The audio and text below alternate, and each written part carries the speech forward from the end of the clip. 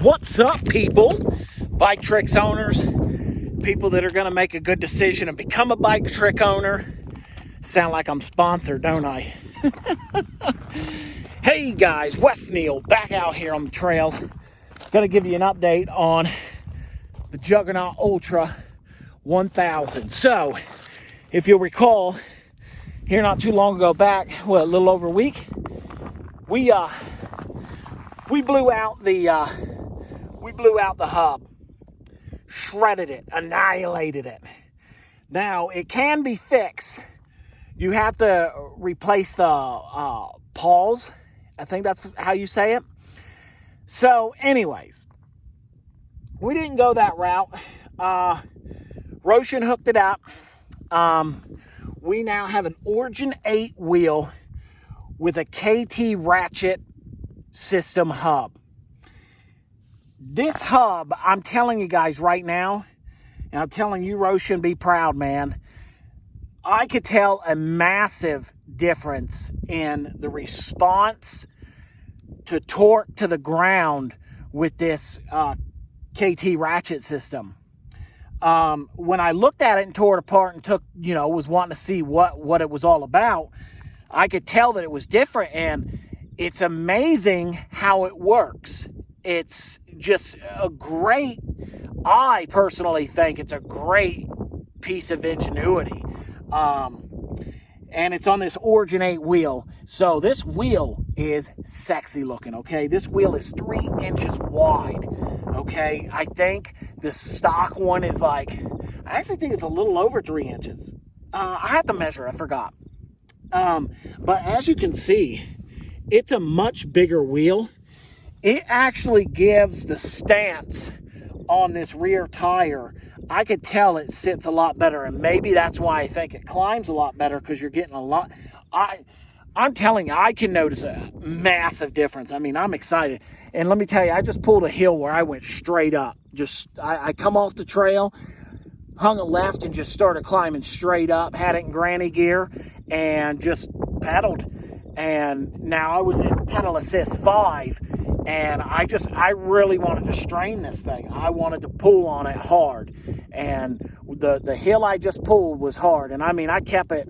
I did about a mile climb up to the top of where I'm at right now. So, and it was all this, you could see what type of terrain I'm dealing with. All this loose stuff. I mean, I'm skipping and jumping around. So, when you think about that, that's excess stress on this system, because it'll spin and then catch. So, I think the bike is ready. I got 2 more upgrades to make on it, and this bike is going to be the best Juggernaut Ultra on the market that's not on the market. So, you're going to swear this is a $12,000 bike. That's how I'm going to build it.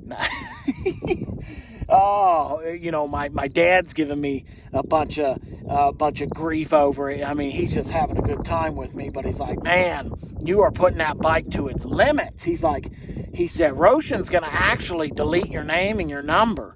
The guy's not going to want to talk to you anymore. He's going to be like, yo, when Wes calls or Wes sends a message or puts a video up, please just delete it. Get away from it. So, anyways, lots of cool messages coming through my socials. I'm glad you guys are following. If it's windy, so if the audio's messed up, I'm sorry. So I want to go over a couple things real quick. I don't want to make the video too long. We're at 4 minutes right now, but hey, so here we are. The upgrades on this bike. So, we'll start with the tires. I did the Minion. I did the Maxxis Minions, okay? Big difference. If you're really into mountain biking and dealing with this type of terrain I'm dealing with and stuff like that, this is definitely a must buy. Tires are real hard to get right now. Let me know if you're having a problem getting them. I got a little connection. I might be able to get them quicker for you. So there's this little outfit. I don't think anyone knows that they sell tires. So they have these.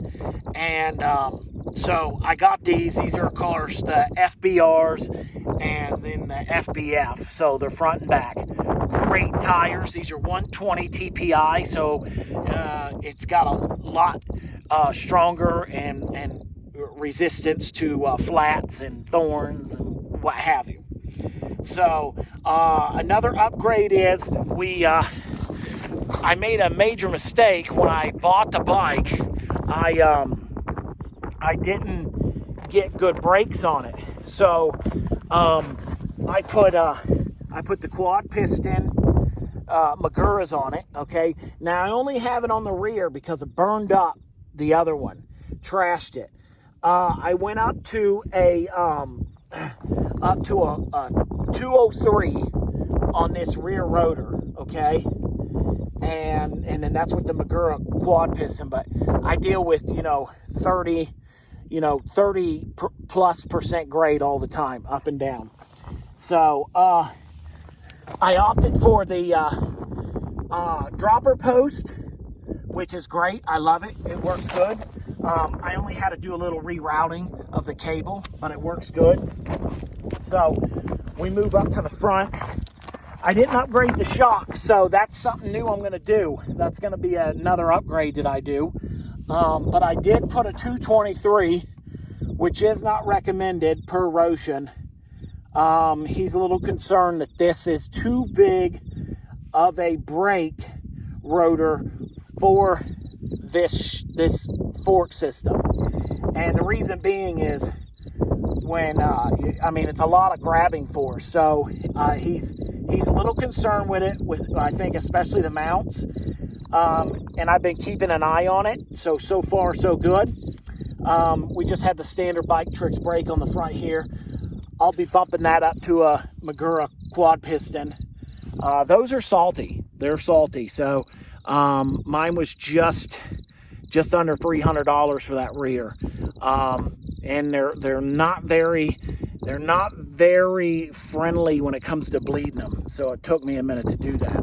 So so another upgrade I'm going to be doing is on the rear drivetrain. I'm going to go, I don't know what I'm doing yet.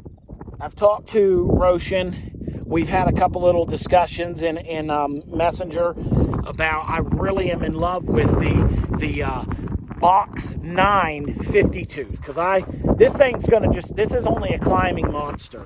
So I'll tell you right now, on the flats I only get about barely 25 miles an hour out of it, because I went and dropped that oh yeah, that's the other thing. I went and dropped this front chainring. I dropped it down to a 30. Am I mistaken if I say 36 or 38 tooth? Give me a lot more torque. So far, I've had a couple little issues. I've put the bike to its tests, and I probably could have had a little more ride time, but this is where I live. This is what I ride. This is the Sierra Nevadas behind me. So, maximum elevation we got over there is over 11,000 feet. Can you see that peak over there? It's around in there somewhere. Oh, it's right about there. 11,000 feet, Friel peak. You won't climb 11,000. You climb just under 10, then you can't take your bike any higher. But we're going to do that ride this summer as well. That's a fun ride. We're going to go up. I want to go up in there. I might even camp back there. There's a lake back there, high alpine lake back there. It's beautiful. It's called Star Lake.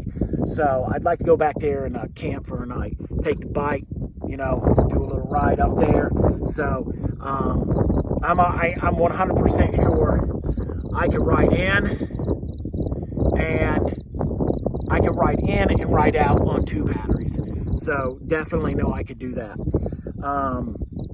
But we're going to test it first. We're going to do the Hope Valley to Friel, and I'll see how that goes. And if that ride's too intense for my battery power, then I guess the thing is, once I get to the top, I can kill my power. I don't need it all the time. So anyways, just a quick update, guys. BikTrix. I know you guys, I'm reading you guys having issues with the shipping and stuff. And here, let me give you a little quick back history on me. I'm a sales manager, territory manager for a manufacturing company. Let me tell you how the supply chain is right now. And this is across the board, and this is across my industry, okay? It is so hard for companies to get product in. And I mean, I'm on the front lines. I mean, I'm getting screamed at every day by customers. I feel for BikTrix. I know it's frustrating for anyone else to understand.